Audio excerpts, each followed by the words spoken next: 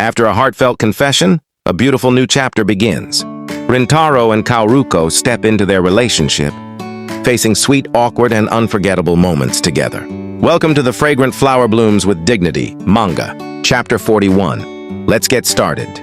Rintaro and Kaoruko confess their feelings for each other at a summer festival the night before. The chapter opens with a flashback-style recap of that confession, them admitting they love each other and agreeing to date. Rintaro wakes up dazed, wondering if it was all a dream. He comes downstairs acting oddly, flustered, distracted, snapping, "It's nothing," when his mom and dad notice something's off with him. His mom, Kyoko, teases him, guessing correctly that it has to do with the girl he's been baking cakes for. His parents jokingly offer to give him the day off from the family shop so he can process his feelings.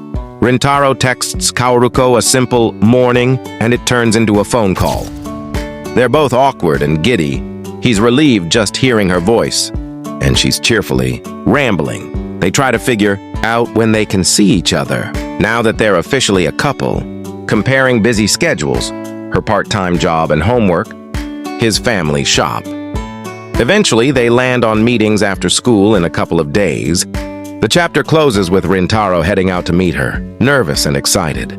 In the final panel, a new character, a young girl in a white dress with braids, appears, looking around, seemingly setting up a plot thread for the next chapter. The fragrant flower blooms with dignity. Manga, Chapter 42. This is Rintaro and Kaoruko's first time meeting face-to-face since officially becoming a couple. The chapter's intro caption even flags it as a moment that should be exciting. However, hinting at the awkwardness to come. They meet up, but something's clearly off. Kaoruko is stiff and jumpy, barely making eye contact, and Rintaro immediately notices she's acting strange, not her usual self at all. He suggests they go somewhere to cool off and relax, hoping it'll silence the tension. They end up at a cafe. The mismatch continues in small, funny ways. Rintaro watches Kaoruko absent-mindedly dump a huge amount of sweetener into her drink. Without noticing, then take a sip and internally recoil at how sweet it is, all while insisting she's not that hungry when clearly frustrated. Rintaro finds her fumbling, almost endearing. He thinks it's oddly calming to see the usually composed. Together, Kaoruko this rattled, since she's always been the steady one who calms him down when he's anxious. The mood shifts as they start talking more honestly.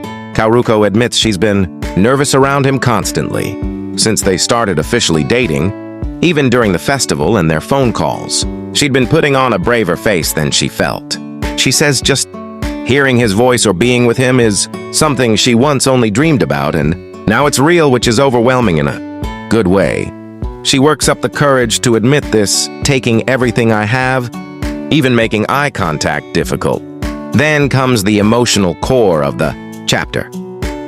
Rintaro admits he also barely slept the night before out of nerves, and that he's always been nervous around her, ever since we met. Kaoruko, surprised, asks if that's just her effect on him, and he confirms it's specifically because he's loved her for a long time, referring back to his feelings that predate their relationship. This mutual admission that they're both nervous wrecks trying to navigate this new relationship actually comforts them both. Kaoruko gets emotional, covering her face, teary, then apologizes for pushing this on him. Worried she's rushing things, Rintaro reassures her there's no need to rush, and Kaoruko says they'll get used to it and take things at their own pace. This becomes something of a mantra for the chapter. They share a small, tender moment. Rintaro says knowing she's just as nervous as him is comforting, and Kaoruko smiles for the first time in the whole chapter, breaking the tension. The chapter closes on a lighter, comedic note, them debating whether to formally bow, to seal their relationship talk, which they do half-jokingly, followed by Kaoruko suddenly regaining her appetite and picking up the menu. The final panels are more romantic, symbolic, their hands almost touching on the table, with narration about how they're one. Walk forward at their own pace into the days ahead, wanting to enjoy what's to come together.